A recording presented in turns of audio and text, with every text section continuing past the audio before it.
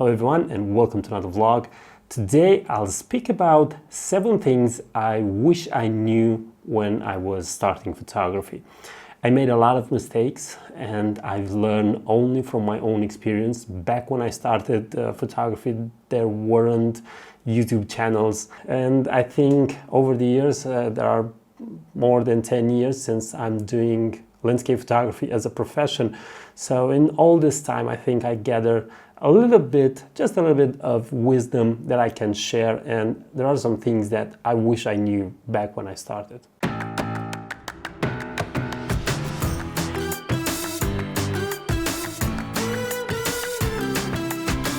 My name is Toma. I'm a full-time landscape and travel photographer, so if you're interested in this kind of topics, make sure to subscribe to this YouTube channel. You can also support me by buying one of my editing courses, or you can join me in one of my workshops, and all the links are in the description of this video. Now let's get back to the topic from today, and let's talk about these things I wish I knew when I was starting photography. So number 1 is to think about storage. The mistake that I did was, first, I stored my photos on the internal drive of my computer. And initially it sounds like a normal thing to do. After that, that hard drive becomes full. And the second mistake that I made was to buy external hard drives. And after about 3 external hard drives, I thought that it's time to do something completely different. So my advice is to invest from the start in a server or a network attached storage, a NAS if you want, or you can go for an online storage. The main idea is this: when you want to access your files or one of your files, especially after 10 years of working, if I would have used external hard drives, I don't know how many external hard drives I would have had. So it's not a good idea. The best thing that I could do is to switch at a certain point for a network attached storage, and now I can access my photos from any computer inside my home. So this would be tip number 1, think about storage. Tip number 2 is to think about a system to organize your files. Again, it may sound strange, but if your folder it's just a random name, or it's just a name without a date, again, it's not that interesting. So the format that I'm using right now is year, month, day, and a descriptive name about the location that I went and another couple of things. For example, 2020 01 15 sunrise on Because Gorge while snowing. And when you're having this name in the folder, first of all, because of the date in the front of the folder, all the folders will be organized chronologically. And secondly, the terms that are in the name of the folder are applied to all the photos when you want to search among your photos with Lightroom. So it's another thing that you have to keep in mind. At a certain point, you'll have thousands and tens of thousands of photos, and it's a good thing if you can search through all your photos. Tip number 3, don't invest all your money in cameras, lenses, tripods, backpacks, filters, and all other and another list of accessories.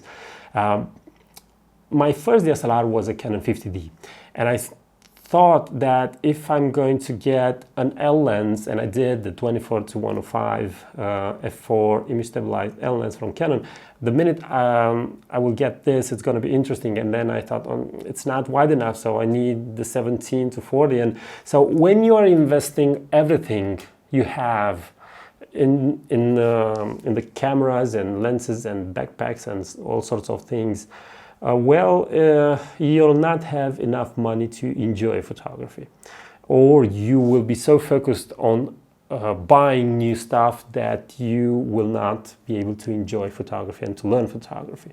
So it's a much more sane investment in experience. You can go to workshops, you can go to photo tours, you can just visit by yourself, but just go, get out there and photograph.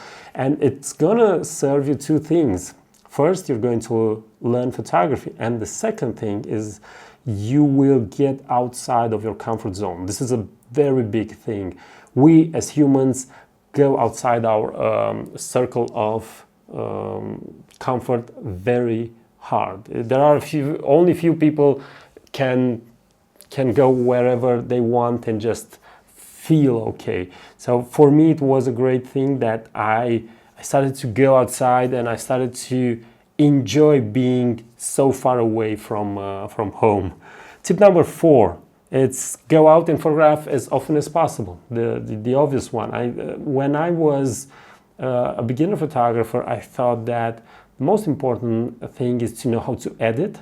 And in my mind, if I was thinking that if I know how to edit my photos, then my photos will look really great, and I was keep searching the web for editing techniques that were not present on the web, and that was a really good thing for me because I was forced to develop my own way of thinking about editing, and that was a really big plus. Today, with all these editing techniques, it's not that difficult to be a beginner photographer because you don't know what to choose. You tend to choose the edits made by famous photographers or photographers that made it big on Instagram, for example, but it's not you. This is another thing. Tip number 5, think highly of yourself right from the start. I saw a lot of beginner photographers that, especially on Facebook, they post something like this: I did this photo, I'm a beginner, I don't have too much equipment, please offer your criticism, and so on. So everybody assumes that person is not knowing anything, and they simply trash their images. It's not a good thing. Think highly of you and your art right from the start. If you're not having confidence that what you are producing at that moment, it's the best work that you could produce at that moment, then it's not worth pursuing. This is the only way in which you can advance. Always think that this is the best work that I did so far, and the next work is going to be something similar. Tip number 6, composition is learned not from books, but from being outside. Composition books are this much.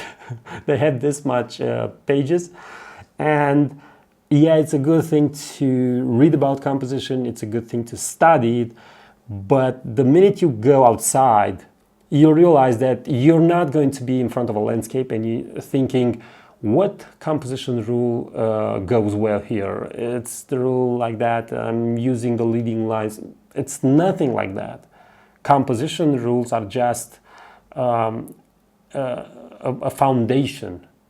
And you know, just like when you're learning the alphabet, when you're going to write, you're not going to think about the letter A and B and C. No, you're going to write the entire word. And again, when you're going to read it, you're not going to read it word by word. You're going to letter by letter.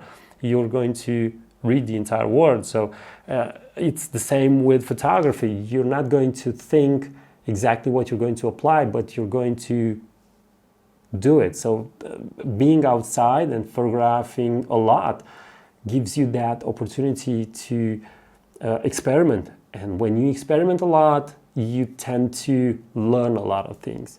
And tip number 7, the final tip, is don't run from your mistakes, embrace them.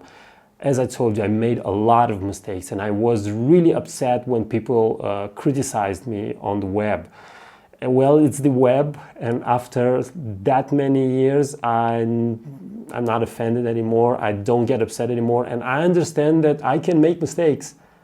Even though let's say I'm doing photography for more than 10 years professionally, and I also did it a couple of years before that, I'm still a beginner. I'm still learning. The minute you stop learning in photography, it's the minute you can put your camera away. You're not doing photography anymore. Photography is about new moments, and every moment has a way of being photographed. So every moment teaches you something. So yeah, these were the 7 things that I think it would have been better for me to know, but I didn't knew any of these, so I made mistakes, and in the end it made me what I am today in front of this camera speaking to you. So if you have anything to add, just use the comment section below. Please consider sharing and subscribing to this YouTube channel if you're not already subscribed. And until next time, bye bye.